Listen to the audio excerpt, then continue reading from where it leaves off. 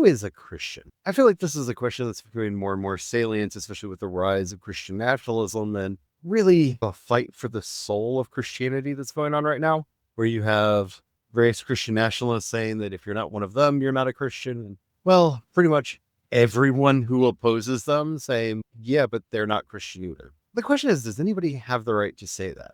Today, we're going to be doing a reaction. We're going to be going through some of the basis and non-basis for this and expanding it out and really getting to the heart of who is and who is not a Christian as we walk together down creation path. As we walk together down creation's path.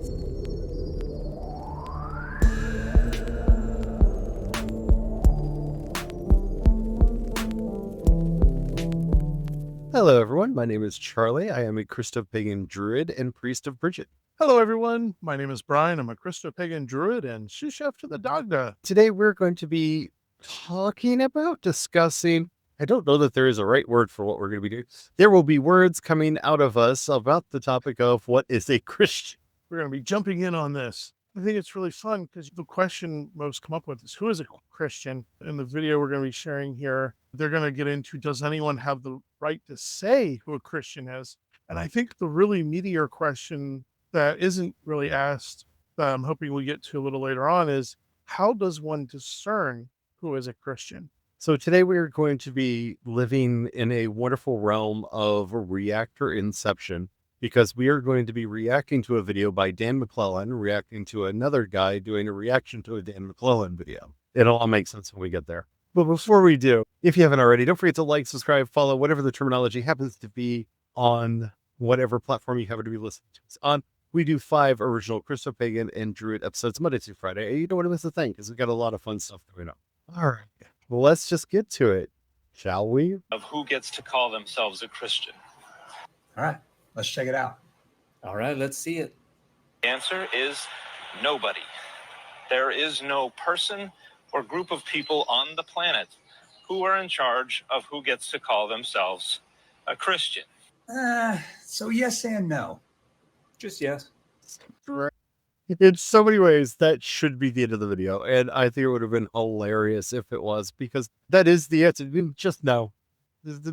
Nobody. Yeah. Nobody. There's nobody. There's nobody. There's just nobody.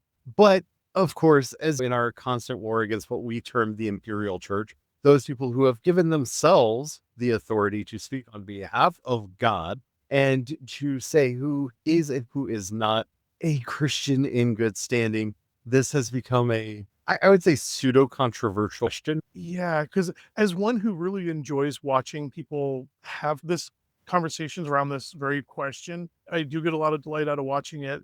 So often they fall into the logical fallacy because when they start asking the question, who is a Christian, they're not honest about their real intention. The real intention is to try to say, these people can't be Christians, but they're calling themselves Christian. Because they're not honest about that, they fall into this weird appeal to authority logical fallacy that happens so often.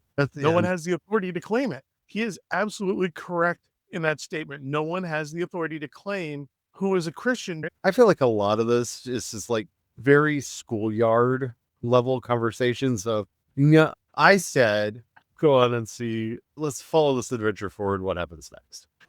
For one, anyone can call themselves a Christian. Nobody can stop someone from doing that. And secondly, when it comes down to it, you don't know anyone's heart, right? So you can't actually know if anyone is truly a Christian or not. They could be completely lying. But there is another category of people. These are people that call themselves Christians and yet reject core Christian doctrine. So the catastrophic flaw in this claim is the fact that there is no such thing as core Christian doctrine that is authoritative for all Christians. Because as I pointed out in my video, there is no person and there is no combination of people that gets to speak authoritatively for all Christians. The best you can do is find a group of people who agree to be subject to your authority, and then you can speak authoritatively on behalf of that group. And there is no person and no combination of people to whose authority all Christians have agreed to be subjected. So you cannot establish authoritatively core Christian doctrines for all Christians. You cannot even point to anything in the Bible that is identifiable as core Christian doctrine. Even if you could, it would be open to interpretation, meaning there would be people who disagreed, and you have absolutely no authority over their ability to identify as Christian. You're just doing precisely what I said in that video. That is speaking on behalf of the people who agree with you. And that is not speaking authoritatively on behalf of all Christians. And this is the problem. Even before the schisms, you have the heresy hunting that was going on, and the Valentinians were kicked out, and the Marcionites were kicked out, and the Montanists were kicked out, and the Docetists were kicked out, and the Nestorians were kicked out, and the Ebionites were kicked out, and the Aramites were kicked out, and the Jacobites were kicked out. And I'm missing some. The Sethians were kicked out. The Kenites were kicked out. The issue with this is they were not kicked out because anyone had really the authority to do this. In fact, one of the most baffling passages in all of Scripture dealing with this is Jesus says, whatever you bind on earth is bound in heaven. And yeah, no one has really come up with a good explanation of what that means. In fact, every denomination that exists, every sect that exists, has their own interpretation of this. What does it mean to be able to bind something in heaven? What does it mean that whatever you bind in heaven is bound on earth? What does any of this mean? Now, when we're trying to get to the heart of this particular topic, of what is actually going on here, what are these people talking about? What is the truth in this? Even the Catholic Church has had to develop a doctrine that is often referred to as the accidental Christian. An accidental Christian is a person of any faith or none whose life and deeds aligns so much with the will of God that they're just in. They don't have to say any of the magic words. They don't have to go through any of the rituals. They're just an honorary Christian and therefore will probably go to heaven. In fact, several popes have remarked, and quite a few saints have remarked, that when we actually see hell, we will be surprised how empty it actually is.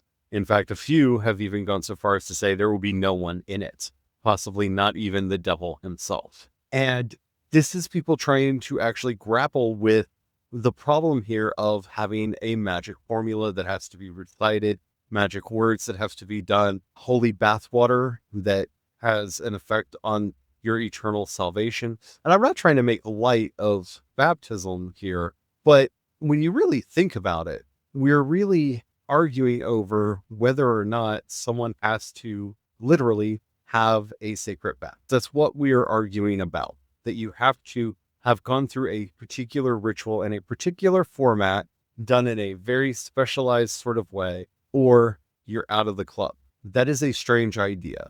It just is. Whether or not people want to accept or admit, that is a strange idea. But this is where we've gotten to.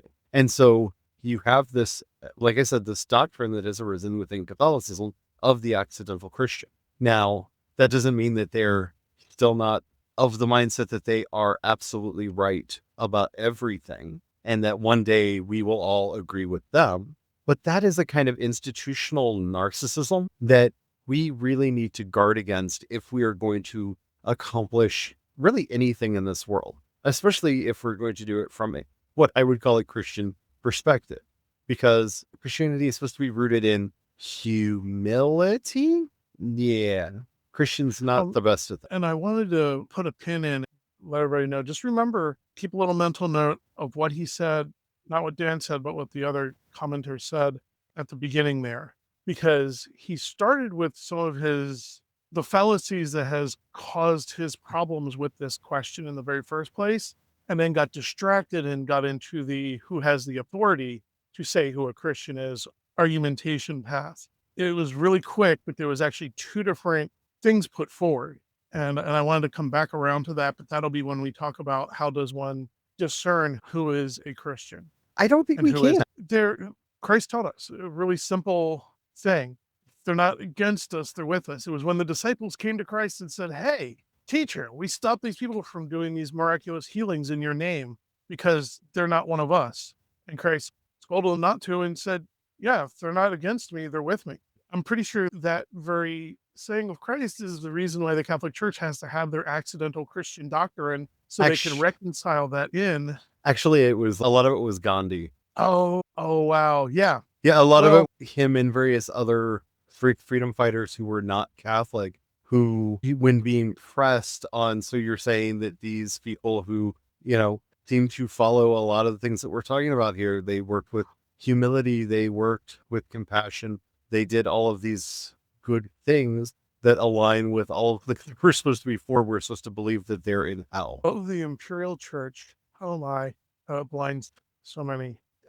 Yeah. Okay. So yeah, that actually is, like I said, you start there, and then from there you also have, you'll know them by their fruits. Another saying of Jesus, you'll know them by their fruits. So Jesus is talking about what people do, not what they say, but what they actually do. The fruits are the product of your doings, of your works, which is where the other person enters the fallacy and right at the beginning, because you can't know what is in a person's heart, therefore you can't know if they're Christian. It's like we were simply told. It's actually really simple. We don't have to be able to be heart readers. We can watch and see what their works are, what their fruits of their labor are, to know if they're bearing evil fruit that is against Christ's teachings. They're not a Christian. We know what's in their heart. They're working against Christ. This goes back to something that we've talked about before in our episodes on Christian nationalism, that they have moved to this idea of right feeling, of orthopathos, that as long as you have this feeling within you, you are right. And it's a great source to call on as an institution, because you as a leader can do anything, no matter how horrible it is. And then, I have spoken to the Lord in my heart, and he has forgiven me. If I had a dime for every evangelical preacher that has used that line to cover up some really abominable things. And that's the thing, is they then follow that up with, you can't know what's in a person's heart. And it's like this extra defense layer added on, because then you can't go, they did all these horrible things and they're taking no action to correct their behavior, even to try whether they can right the wrongs that they did or make peace with the person they wronged. Because once again, we're also taught, if someone has aught with you, you're supposed to resolve it before you get taken before the judge. You're supposed to try to bring peace to that, try to bring some kind of resolution. If you can strike a resolution or make peace with that other person, they put no works into making peace with those individuals, because they said the magic words, they felt it in their heart, and therefore it is done. And no one's allowed no one can judge them, because no one can know what's in their heart, which none of that should have anything to do with the actual process at hand, the actual process that we were taught. And of course, and a lot of them aren't even taking effort to correct their behaviors after they say the magic words and keep doing what they're doing.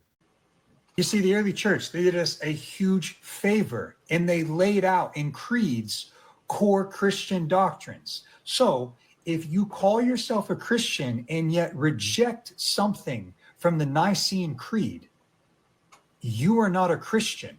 It doesn't matter how much you say that you are. You reject core beliefs about Christianity.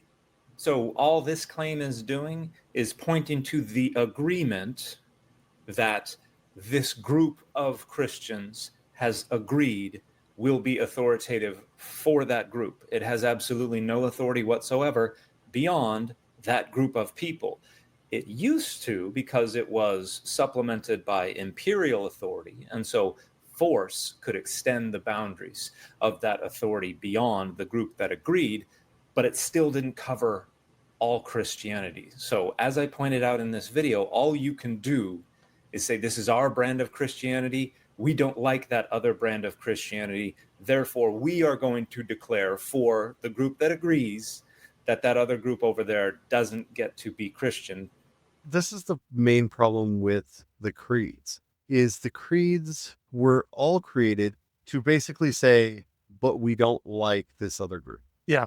And I don't think a lot of people actually know that, because we like to believe in the univocality of the tradition. In other words, that the entire tradition is always spoken with one voice. And by the way, this is true of every tradition. I was raised Baptist, and we were literally taught that our faith went back to John the Baptist, who was the first Baptist preacher called by God. Literally, this is what I was taught in church. That John the Baptist was the first Baptist preacher who was called by God to begin the rite of baptism, and then was converted by Jesus and became a Christian, and then we all descend from him, and that throughout the period where we don't see a Baptist church, there was always a secret, hidden lineage of Baptists that survived through this entire period, only to reappear publicly many millennia later. And that's what I was raised believing. That was what I was raised with. So this idea of we go all the way back, not all, because some traditions have such a, it would be really hard for a Methodist to say that, but even Methodists will claim, because we know with the Wesleys. I was going to say, as one who is raised Methodist, they talk about this lineage going all the way back, basically all the way back to the very beginning. They basically cribbed from the Catholic authority passage or path, but then when you start getting into the major schisms, they go, major schisms happened and we just follow the way. But they don't really talk about the way anymore. Like, I was never really saw what the way was, and then when I finally looked into it, I was like, they don't do any of this. Yeah, the method is not really taught in Methodism anymore. Thankfully, they don't follow the method, but still, wow.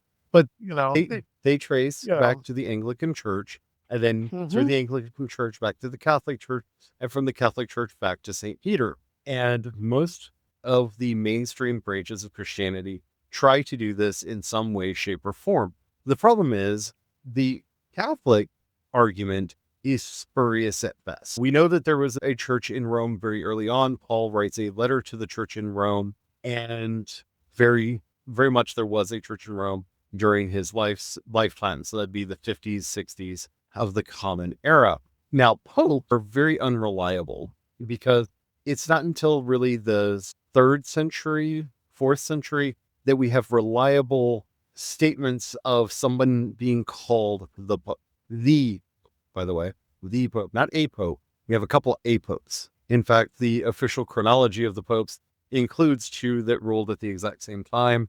And they just admit, there were 2 popes at that period of time, but we're only going to really count one of them and keep going. And the first 6 popes after Peter are probably mythical. In fact, the 6th pope after Peter is called the 6th pope because I guess they forgot to give him a name. And the coolest is the 6th pope, but we have no evidence that they existed, with the exception of Clement. Clement was probably a real person, but again, we have a lot of his writings, and he never claimed to be pope.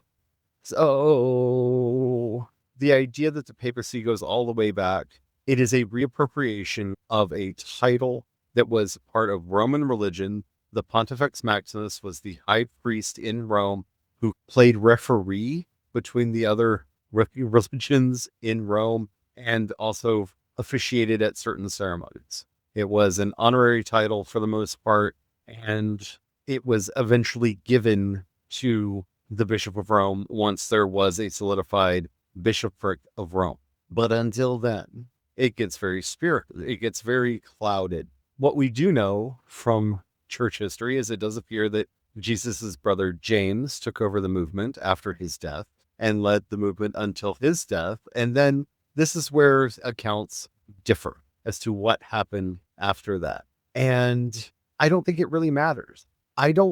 In Jesus' mind, there was ever an idea of lineage. I don't think that was ever really a thing, mainly because the only priesthoods of lineage really within the Judaic context were the Levites. And there were a few families of Cohens it was the family business. Yeah. And to get into that, just for a brief moment, to be extra controversial here, if you really look into that, the earliest parts, Mary Magdalene probably would have been the next in line, which would just, most people hearing that their brains would pop. But she was the one taught the most.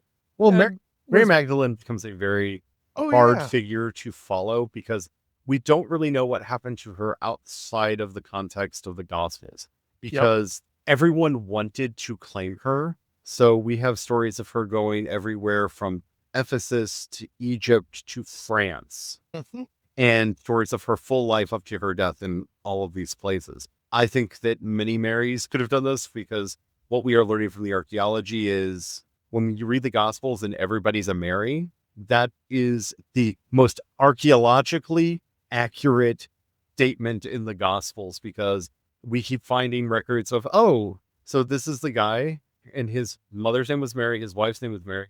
2 of his daughters were named Mary. Yeah. Mary was Yeah. a very common name in first century Judea and Galilee, and so common that it starts diversifying, and you have your Mariams, your Miriams, and you have your Mariamne. It's a very common name, but just got off on a tangent here.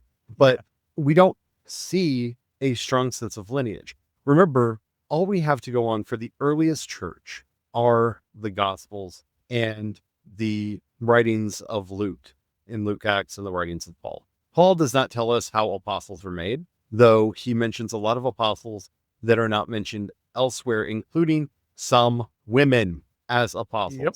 The only account we have of an apostle being named is in the beginning of the book of Acts, when they're looking to replace Judas. They propose candidates, and then they cast lots. And through the divinatory practice of casting lots, Matthias is picked to be an apostle.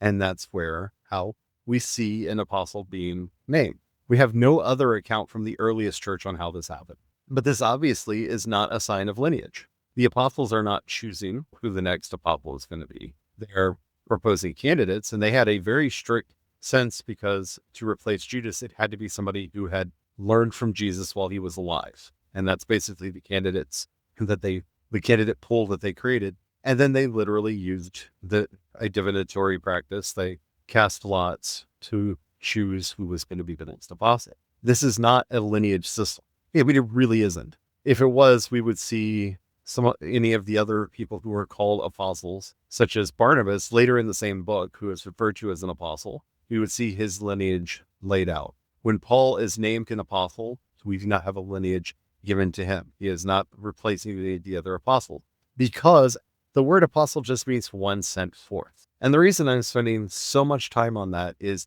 this is the claim that most varieties of Christianity go back to for authority, is that they have apostolic authority. There's no such thing as apostolic authority in Scripture. This is a doctrine that was crafted within the early church to justify the ability for the Orthodox Church, that would later become the Catholic and Orthodox Church after the First Great Schism, to be able to say who is and who is not part of the tradition. In fact, one book that got included in the Scriptures, the book of Hebrews, very much says that we do not have a priesthood. Yeah, this apostolic authority, at least for myself, was actually one of my moments of crisis of faith, because it was one of the few things that was really ingrained in my Same. and when I looked into it and was just like, this is all BS and it's wrong, and it just led me into this whole crisis moment that didn't need to be, because there were other ways to discern, to address that core question at the heart of what we're talking about today. So I want to walk back you saying is wrong. It is not wrong. I apologize. When I said it is wrong, I was having that whole like Santa Claus moment all over again. Okay. Which once again is also, you can go back and look at our Spirit of Christmas episode. Santa Claus is a spiritual practice. Santa Claus is a spiritual practice. And so it's not wrong in that sense. Okay, But I was just, I had that moment of feeling lied to at first. Here's the thing. A church, and ecclesia, as I'm hearing it pronounced a lot lately, even though it's ecclesia, either, I'm not going to quibble, is a group that you join.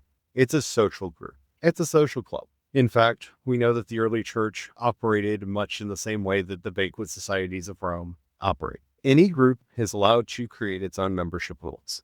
I do not bemoan the Catholic Church, the Baptist Church, any of these groups from creating their own rules to say, if you're going to say that you are a Catholic or a Baptist, you follow our rules. That is what a club does. There's nothing wrong with that. But when you start believing that your club is the one and only club, that's when I have aught with. That's when I have issues start creeping in.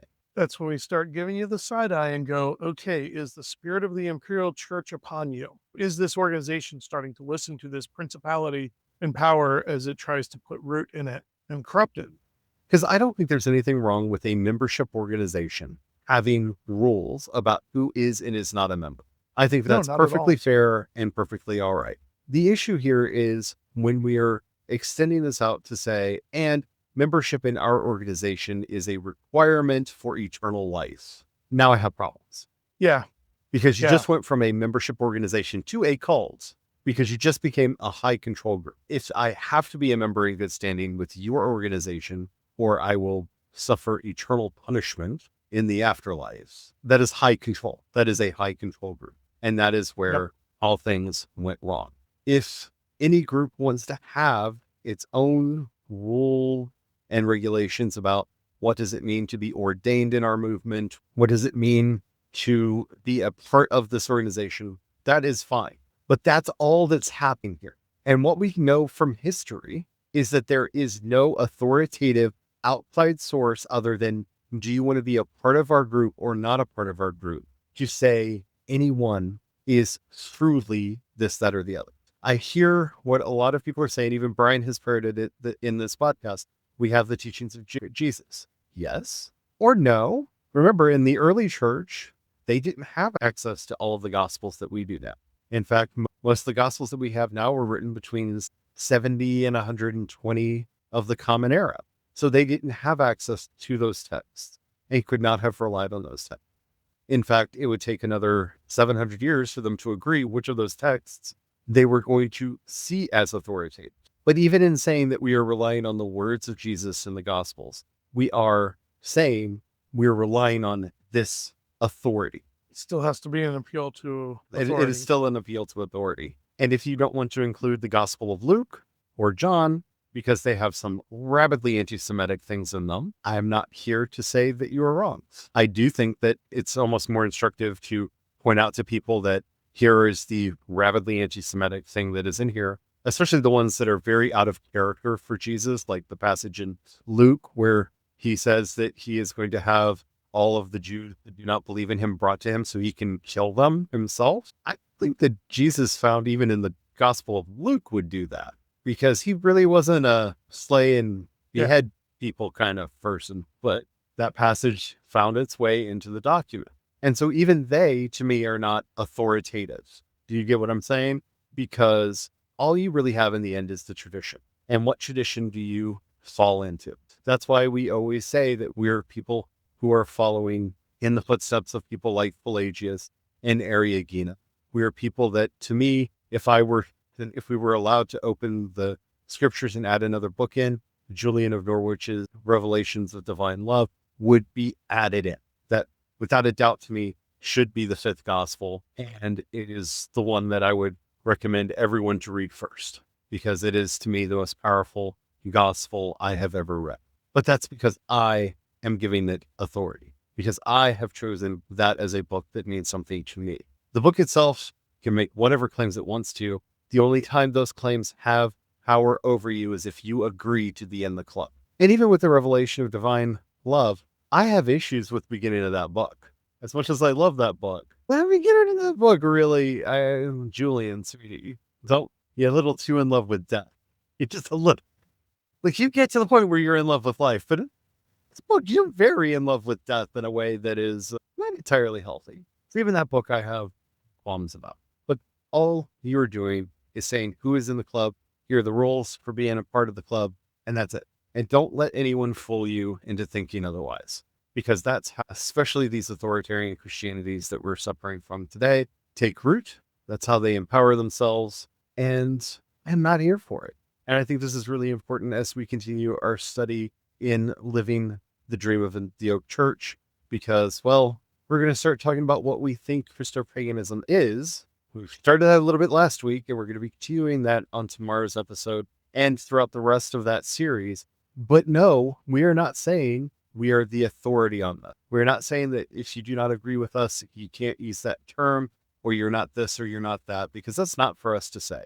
What we're saying is this is how we see it, and we're probably going to be finding other people that agree with us and maybe starting something with them, because I want to see the Oak Church rise. But I don't want it to ever become an authoritarian institution, and I never want to see it become its own Imperial Church. I'd love to know what you think about all this. You can watch the rest of Dan's video via the link in the description for this episode.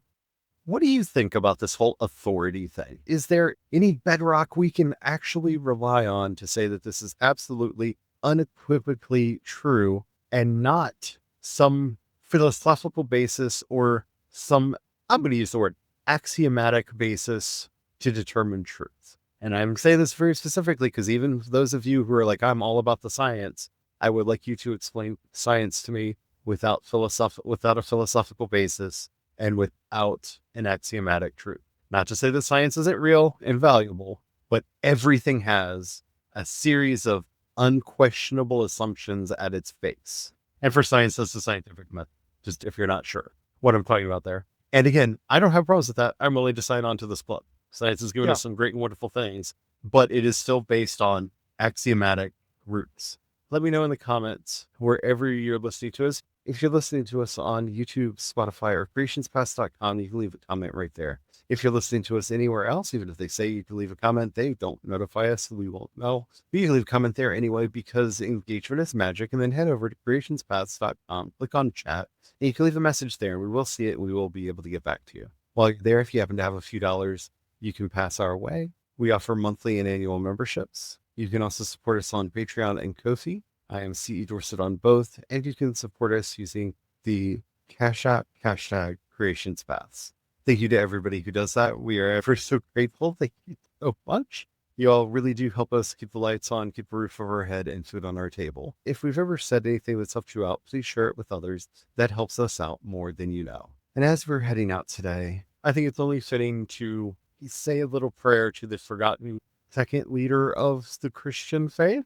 O blessed Saint James, brother of the Lord, who led the Jerusalem church after Christ's death, burial, resurrection, and ascension into heaven, help us and guide us to find the way that we should live that honors the spirit of the one who taught us to take care of the poor, the hungry, the thirsty, to visit those who are imprisoned, to heal the sick, and to help all those who are refugees.